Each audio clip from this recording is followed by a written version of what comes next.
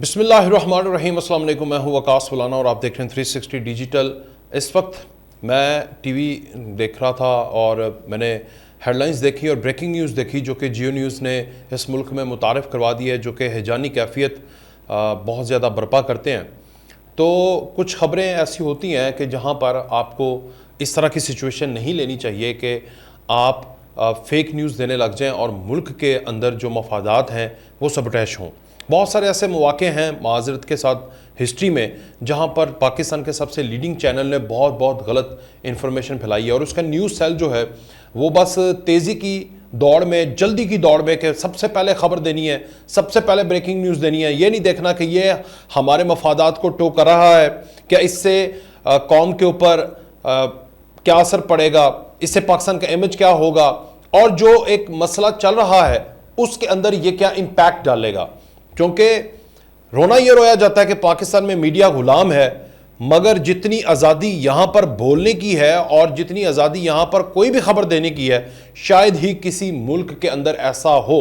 फट्टे पे फट्टा एक ऐसा तूफान बदतमीज़ी वाला ये एक ट्रेंड तकरीबन पिछले 2 दहाइयों से चला है कि जिसका जिक्र किए बगैर मतलब आप ये समझ लें कि सहाफ़त ही मुकम्मल नहीं होती अगर फट्टे पे फट्टा ना चलाया जाए। और जो फट्टा चला रहा है, और बहुत सारे ऐसे हमने लम्हात देखे हैं जहाँ पर टिकर्स के अंदर उर्दू की इमला की गलतियाँ हैं, जहाँ पर फट्टों के अंदर इमला की गलतियाँ हैं, नामों की गलतियाँ हैं, बड़े कॉमन चीज़ें हैं जो कि गलत हैं। और ये सारा क्रेडिट न्यूज़ रूम को किसी भी चैनल के जाता है। हम भी वहाँ पर काम करते हैं, कर रहे भी हैं, करते रहे भी हैं, लेकिन जो एक रेस होती है उस रेस में ये भूल जाते हैं कि हमने जिम्मेदारी का मुजाहरा बहैसियत कौमी, बहैसियत पाकिस्तानी होने के क्या देना है। जैसे अभी एक खबर है, आपको पता है कि पाकिस्तान सालसी करवा रहा है अमेरिका और ईरान के दरमियान। अभी पिछला जो पहला राउंड था वो बहुत कामयाब हुआ है, ऐसे कामयाब हुआ है कि दोनों टेबल पर आ गए हैं। उसके बाद जिस तरह एक सबजुडिस मामला होता है उस पर ज्यादा राय नहीं देनी चाहिए। आप हर बंदा यहां पर माइक उठा के या अपना फोन उठा के, वो एनालिस्ट भी बना हुआ है, वो आलमी अमूर, माहिर आलमी अमूर बना हुआ है, मतलब हर बंदा। और जो न्यूज़ चैनल्स और स्पेशली जियो वो एक ऐसी रेस में है कि सबसे पहले खबर दे देनी है, वो झूठ है या सच है दे दो। इस वक्त दुनिया के किसी भी न्यूज़ चैनल ने, किसी भी अखबार ने कोई ऐसी खबर रिपोर्ट नहीं की कि जहां पर अमेरिकन वफ्द आज रात पाकिस्तान आ रहे हैं।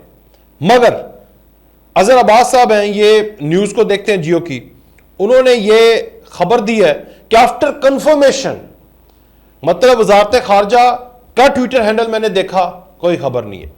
मैंने ईरान का देखा, अभी तक उन्होंने तस्दीक नहीं की। मैंने अमेरिका के देखे, कोई तस्दीक नहीं है। बट इनको पता चल गया आफ्टर कंफर्मेशन। अब किससे कंफर्मेशन? पाकिस्तान के जो इदारे हैं उनको भी कंफर्म नहीं है, मगर इनको पता है कि after confirmation from Iranian side, sources are saying, Iran से कंफर्म किया है। और फिर सोर्स मतलब खबर की जरा आपने ना ये जो खबर दी है ना इसको जरा समझें। After confirmation from Iranian side, Iran से कंफर्म कर लिए। सोर्सेज आर सेइंग, अब ये सोर्स कौन से हैं? जो कि हमारे वजारत खारजा जो कि डायरेक्ट इन्वॉल्व है। आज भी वजीर खारजा की, ईरान के जो वजीर खारजा उनसे बातचीत हुई है, मॉस्को से हुई है। अब ट्विटर के ऊपर जाकर देख लें, उन्होंने सारा अपडेट किया हुआ है। Sources are saying a US delegation is also expected to reach Islamabad soon। मतलब आप बता दो, ये सब जुडिस मामले जिस तरह होते हैं ये इसी तरह ऑनगोइंग टॉक्स हैं। इसके अंदर खुदारा मैं, क्योंकि उसके बाद क्या, ये एक हमारे यहाँ ट्रेंड है, जियो ने चला दिया, लो जी बाकी सारे भेड़ चाल में चल जाएंगे। अब सारे ये कर रहे हैं और जिन्होंने आना है उनको, उन्होंने अभी तक कंफर्म भी किया, उन्हें पता भी नहीं होगा। और इधर से भी, इसलिए जो काम वजारत खारजा का है, जो काम हुकूमतों का है, खुदा के लिए उनको करने दे। जब तक वो कंफर्म नहीं करते, आपको खबर नहीं देते, तस्दीक नहीं करते और वहाँ से तस्दीक नहीं होती, ये आप सोर्सेज, ज़राए, ये ज़राए कह के, मुबैना कह के आपने 20 साल जनाजा निकाला है सारी खबरों का और सच्चाई का, हकायक का जनाजा निकाला है। ये छोड़ दें तो ये सीनियर सहाफ़ी जो हैं वो इस तक पहुंच चुके हैं कि अब इन्होंने खबर दी और उन्होंने बहुत बड़ा फट्टा चला दिया अमरीकी वफ्द का आज इस्लामाबाद रवाना होने का इम्कान। यानी जिन्होंने आना है उन्होंने नहीं बताया, इनको पता लग गया कि वो आ रहे हैं। मतलब बड़ी इंटेलिजेंस है ना इनकी दुनिया में, फिर हम जियो न्यूज़ से इंटेलिजेंस ले लेते हैं सारे। तो इसलिए ये थोड़ा सा इसके ऊपर था कि मेरा मसला ये है कि ऑनगोइंग टॉक्स के ऊपर तबसरे, ऑनगोइंग टॉक्स में किसी की आमद, किसी का यहाँ से जाना, उसके ऊपर खबरें, रवानगी, क्या करने आए, कैसे आए, जब तक आपको वजारत खारजा, तर्जुमान, हुकूमत पाकिस्तान, वजारत इतलात और पाकिस्तान के इदारों के जो तर्जुमान हैं वो खबर नहीं देते, ऑफिशियली अनाउंस नहीं करते, खुदारा इससे इज्तनाब कीजिए। बहरहाल क्योंकि ये एक रीत है इनकी और इन्होंने कभी भी बाज नहीं आना, तो मैं अज़हर अब्बास जैसे एक बड़े जर्नलिस्ट और जो जियो को देख रहे हैं उनसे ये तवक्को नहीं करता था कि वो इस तरह की खबर देंगे कि जहां पर सारे शुरू हो गए हैं और वहां से कोई कंफर्म नहीं है। मुझे कोई ऐसा ज़राए बता दें कि जहां पर कंफर्म किया हो। CNN से बड़ा है ये, BBC से बड़ा है ये, किस चैनल से बड़ा है ये, वो नहीं कंफर्म कर रहे तो आप कैसे कंफर्म कर सकते हैं। दूसरी तरफ आज जुमे का दिन है और जुमे का दिन हमेशा भारी रहा है। अब मैं देख रहा था कि पाकिस्तान के साबिक आर्मी चीफ जो हैं उनको इन्होंने कोमे में पहुंचा दिया, पता नहीं कहाँ मतलब सियारों पे पहुंचा दिया था।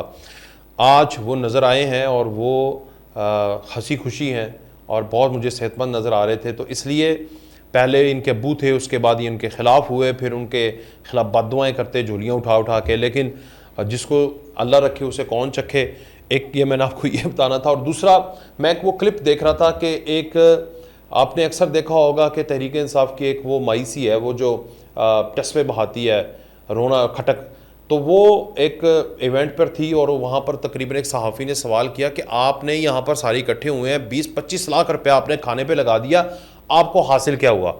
तो उसने तकरीबन 1 मिनट का पॉज लिया कि उसको पता ही नहीं हासिल क्या हुआ। मतलब पूरी कॉन्फ्रेंस, पूरा इवेंट अटेंड करने के बाद उसको पता नहीं है कि हासिल क्या हुआ। उसने कहा हाँ, जैसे लोग भैंसों का शो ऑफ करते हैं, जिस तरह लोग डांस पार्टियां करते हैं, इतना पैसा लगाते हैं, तो ये तो शऊर है। शऊर ये है कि उसको पहले 1-2 मिनट ये पता ही नहीं चला कि आखिर शऊर है क्या। और लास्ट में मैंने आपको बताना है कि एक और ख़बर, मैं उस पर बड़ा अफसोस हुआ, इवन ये आपस में भी बड़ी बहस हुई है। फातिमा नामी कोई अकाउंट है PTI का और वो बड़ा वायरल होता है। उन्होंने, हमारी सीनियर एंकर पर्सन है आसमा शराजी साहिबा, उन्होंने बहुत अच्छा नाइसली ड्रेस होती हैं, पाकिस्तान के अंदर भी अपना शो भी करती हैं और बड़ी मोअज़्ज़ज़ हैं, और वो पाकिस्तान से बाहर गई हैं। उन्होंने अपना कवर किया हुआ है, सर पे कैप भी है उनकी, मगर वो कैप्शन क्या लिख रही हैं कि वो बाहर गई हैं और उन्होंने सर से दुपट्टा उतार दिया। मतलब उसके बाद उनके अपने जो सहाफ़ी हैं वो उनको रिबटल दे रहे हैं कि खुदा के लिए कुछ और इश्यूज़ को डिस्कस करो। तो ये गरीदा फ़ारूकी से लेकर आसमा शराजी, जो 2-4 ख़वातीन हैं जो कि रिबटल देती हैं, जो कि अपोज़ करती हैं, क्रिटिक हैं, उनके ख़िलाफ़ इनको कोई और कंटेंट नहीं मिलता, इनकी औरतों को कोई कंटेंट नहीं मिलता सिवाय उनके लिबास के, उनकी शक्ल के और उनकी बॉडी शेमिंग के। तो ये एक अलमिया है तहरीक इंसाफ की। ख़वातीन भी इसमें वो बहुत हद तक आगे आ चुकी हैं कि वो खातून होने की हैसियत से दूसरी खातून के तकद्दुस का कोई ख्याल नहीं रख रहे हैं बिल्कुल।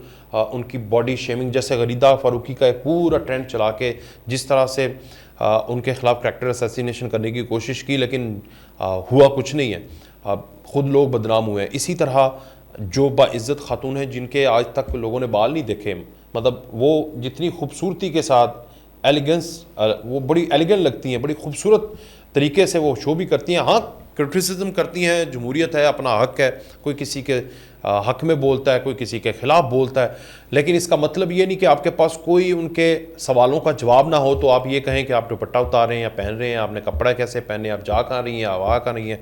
So this is all bullshit. और तहरीक इंसाफ के ख़वातीन को स्पेशली इस तरह की चीज़ें नहीं करनी चाहिए। मुझे दीजिए इजाज़त, अल्लाह हाफ़िज़।